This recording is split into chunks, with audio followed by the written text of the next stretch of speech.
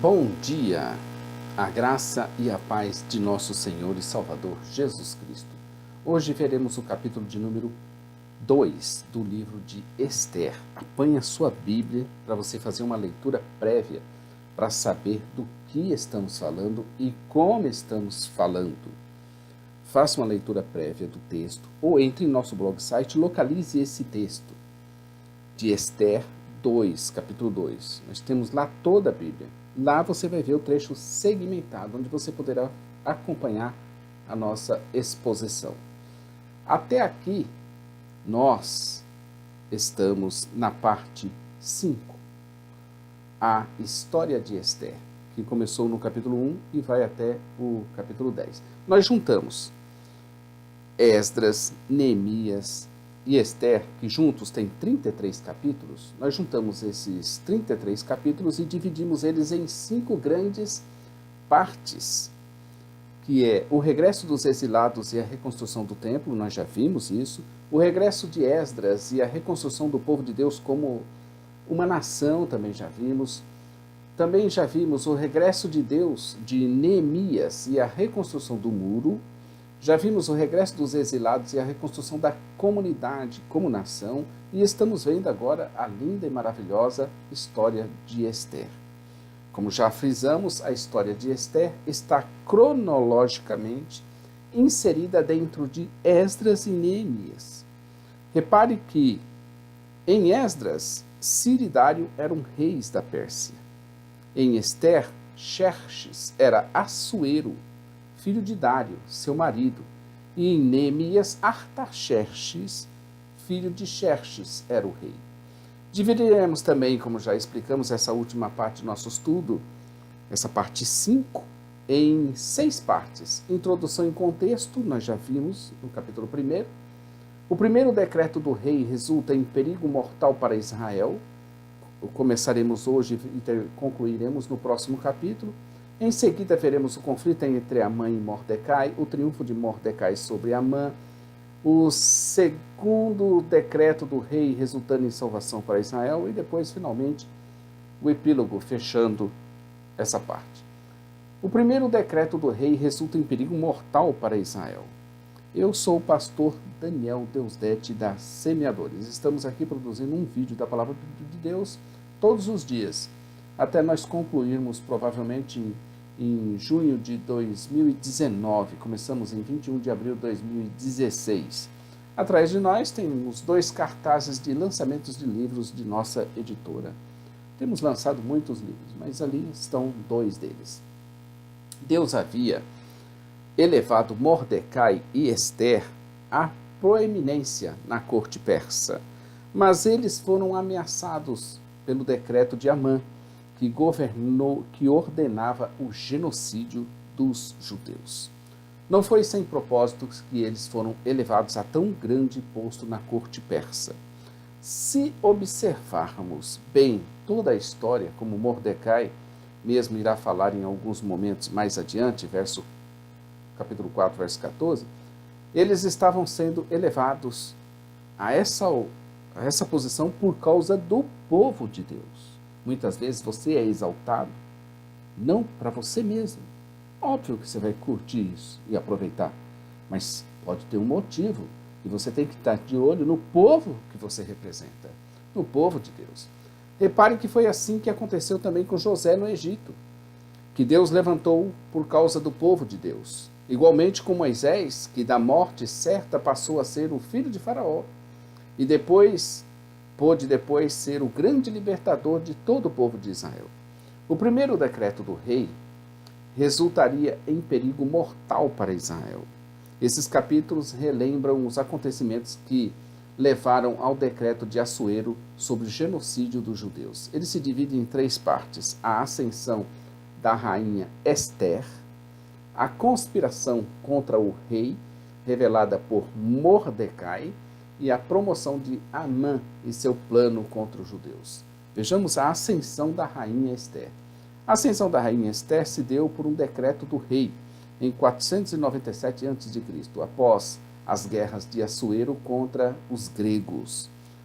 No texto original é usado o verbo harem 2:1, apaziguado, e 7:10, aplacou, o que sugere um paralelo entre a destituição de Vasti por desobediência ao rei e o enforcamento de Amã por inveja de Mordecai.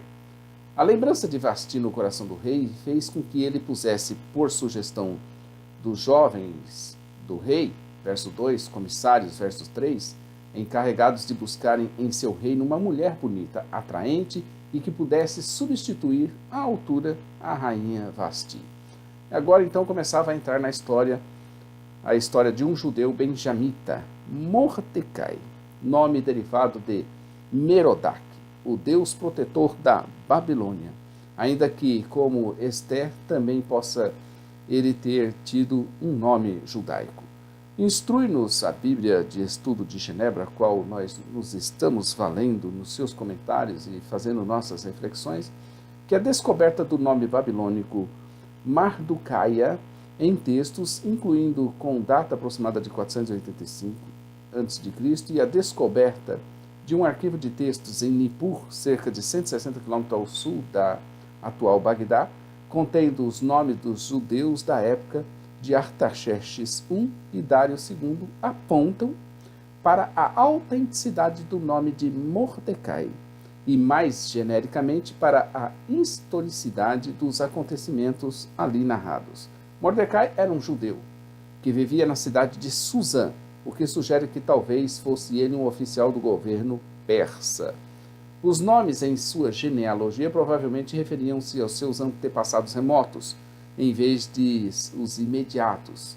Simei, 2 Samuel 16, de 5 a 14, Quis, 1 Samuel 9, de 1 a 2, e 1 Crônicas 8, versos 3 e 13. A referência de que fora transportado como com os exilados, com Jeconias, a quem Nabucodonosor, essa referência, verso 6, em 597 a.C., não é a Mordecai, mas a seus antepassados, e isso pode indicar que sua família pertencia também à nobreza judaica. 2 Reis 24, de 10 a 16. A ligação de Mordecai com Saul, que também era um benjamita, ganha importância quando tomamos conhecimento de que Amã, inimigo de Mordecai, pode ter sido um parente distante do amalequita Agag, inimigo de Saul. Foi Mordecai, o benjamita, quem criou Hadassah, nome hebraico para Esther, que significa murta. O nome Esther talvez seja derivado da palavra persa estar, embora pudesse ser de Istar, uma deusa babilônica. Era ela filha de Abiail, tio de Mordecai.